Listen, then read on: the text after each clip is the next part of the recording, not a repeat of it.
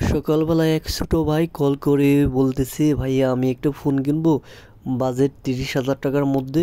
আমার প্রথম কন্ডিশন হলো কার্ভ ডিসপ্লে লাগবে এবং প্রসেসর ভালো লাগবে এবং ডিসপ্লেটা যেন অ্যামোলেড হয় আর 120 হার্টজ হয়। আমি তো আসলে চিন্তায় পড়ে গেলাম কোন ফোনটি ভালো হবে।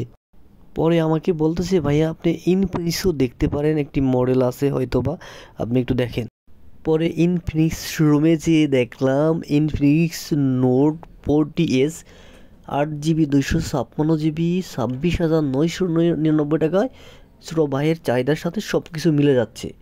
ডিসপ্লে 6.78 ইঞ্চি 120 hertz AMOLED display, PPI 393, processor দিয়ে আছে মিডিয়াটেকের G99 আলটিমেট 2.2 GHz এবং ক্যামেরাটাও দিয়ে আছে, পিছনে ট্রিপল ক্যামেরা, ফ্রন্ট ক্যামেরা দিয়ে আছে 32 মেগাপিক্সেল, পিছনে দিয়ে আছে 108 মেগাপিক্সেল।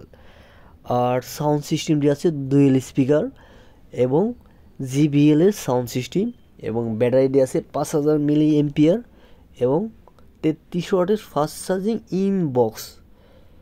ওভারঅল তার চাহিদার সাথে মিলে গেল, কারণ সে গেম খেলবে। গেম খেলার জন্য এই প্রসেসরটাই একমাত্র এই প্রাইজের মধ্যে